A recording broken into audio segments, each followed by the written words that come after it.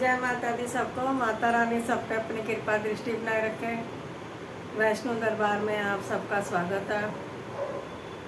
आज पिछले साल भी एक मैंने नॉलेज दी थी कि गणपति जी का त्यौहार क्यों मनाया जाता है, और आज फिर से उस एक और नॉलेज मेरे सामने आई है, तो इसलिए मैं वीडियो बना रही हूँ कि गणपति जी जब वेद व्यास जी ने शास्त्रों को लिखना शुरू किया था, तो उस समय गणपति जी को उन्होंने उनकी भगवान जी ने उनकी सहायता के लिए भेजा था।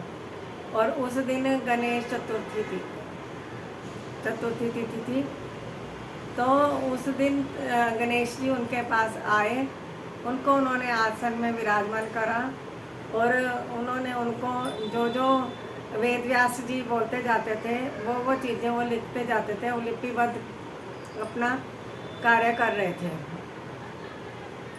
और उन शास्त्रों को लिखते लिखते उनको वेद व्यास जी को 14 दिन हो गए थे। अनंत 14 वाले दिन वो शास्त्रों का जो लिखना था ख़त्म हुआ था, वो शास्त्र लिख कर तैयार कर दिए गए थे। और उसके बाद उन्होंने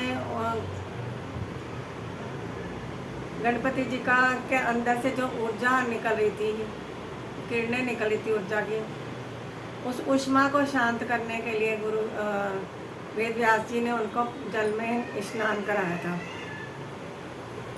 तो ये तो थी कि गणपति जी को इस तरह से उन्होंने मतलब कि जल में स्नान कराया, उनको विसर्जित करा। और पहले ज़माने में क्या होता था, जो ऋषि मुनि थे गोबर का गणेश बनाते थे। गोबर जो है ना, हमारे शास्त्रों में बहुत पवित्र माना जाता है। और उस गणेश जी को बना के एक अंगूठे की इतना मतलब कि साइज़ होता था जितना हमारे अंगूठे का है, तो उसको बना के और उसकी पूजा करते थे और उसको जल में विसर्जित कर देते थे। तो ये एक मतलब कि इस तरह का विधान था। जब गणपति जी घर में हम लाते हैं तो उनके साथ रिद्धि सिद्धि भी आती हैं, उनकी पत्नियां भी आती हैं। तो गणपति जी 9 निधि 12 सिद्धियों के मालिक हैं।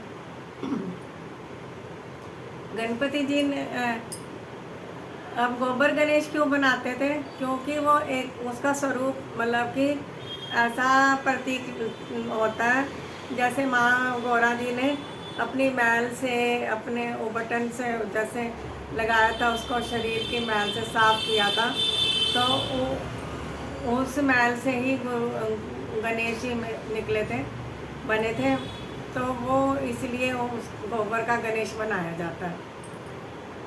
और आजकल क्या हो रहा है कि तरह तरह के कोई चॉकलेट का बना रहा है, कोई खोए का बना रहा है, कोई किस तरह से बना रहा है, कोई किस तरह से, कोई मिट्टी, कोई चाक मिट्टी का बना रहा है, कोई प्लास्टर पेरिस का बना रहा है। इस तरह से चीज़ें वो बना रहे हैं, तो वो गलत है।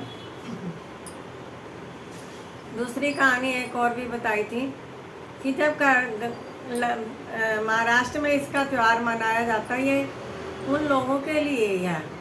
पहले भी मैंने बताया था कि उस समय कार्तिक के भगवान ने गणेश जी को बुलाया था। गणेश जी उनके पास मेहमान के रूप में आए थे और 10 दिन उनके पास रहे थे। उनका पूरा स्वागत किया गया था कार्तिक के भगवान ने। तो अनंत 14 वाले दिन उनको भेजा था, इसलिए वहाँ पे मतलब कि ये त्यौहार मनाया जाता है। तो गणपति जी को कभी विसर्जित नहीं करना चाहिए। मैं भी लेके आई हूँ और मुझे ये बड़े प्यारे लगे थे, मैं ले आई हूँ। इनकी पूजा भी रोज़ कर रही हूँ नियम से। परंतु भी मैंने मन ये बनाया, पहले मैं करती थी, पिछली बार भी नहीं मैंने करे थे, और अब भी मैंने मतलब कि बनाया कि मैं अब इनका विसर्जन नहीं करूँगी, क्योंकि रिद्धि सिद्धि के मालिक हैं गणपति जी, और विघ्न हरता हैं, सारे विघ्नों को हरने वाले हैं। अगर यही हमारे घर से चले गए तो हमारे घर की रक्षा कौन करेगा। और ये जो ट्रेंड है ना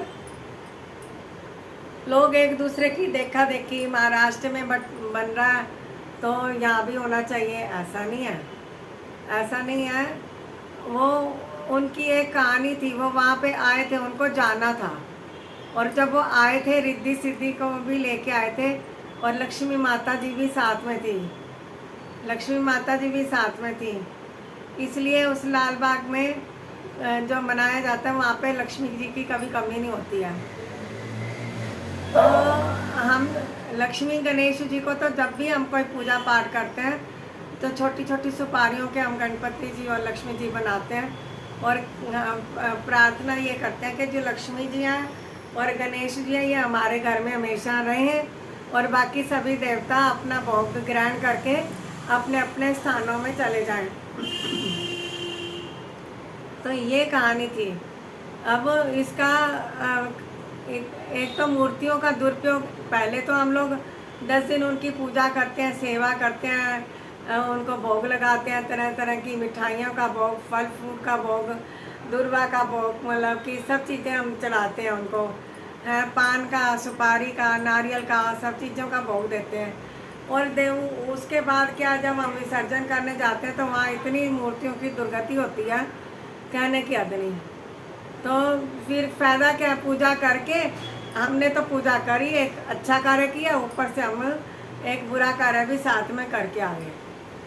तो नदियों में जब हम विसर्जित करते हैं तो केमिकल वाले होते हैं जो गणपति जी, हमारा वातावरण दूषित हो रहा है उनसे, जल प्रदूषण हो रहा है, तो बहुत सारी चीज़ें हैं। इस प्रकार से गणपति, मेरे हिसाब से गणपति जी का विसर्जन नहीं करना चाहिए। ये चीज़ मैंने एक बार पिछले साल भी वीडियो में डाली थी, आज फिर डाल रही हूँ कि पिछले साल मुझे जो जानकारी मेरे पास आई थी, अब उसके अंदर एक जानकारी और प्लस होगी कि शास्त्रों का निर्माण जब करा था, शास्त्रों को लिखा गया था, जब वेद व्यास जी ने शास्त्रों को बनाया था और वो बोल रहे थे और गणपति जी लिख रहे थे, तो हमारे उस शास्त्रों के निर्माता भी वही हैं।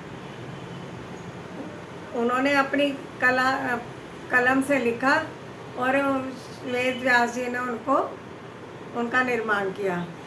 तो इस प्रकार से मैं ये नॉलेज सबको देना चाहती थी। अब डरवश कुछ लोग कहते हैं हम तो इतने सालों से करते आ रहे हैं, तो अब अगर विसर्जन नहीं करेंगे तो हमारा कुछ उल्टा हो जाएगा। कुछ भी उल्टा नहीं होएगा, ऐसा कुछ नहीं है।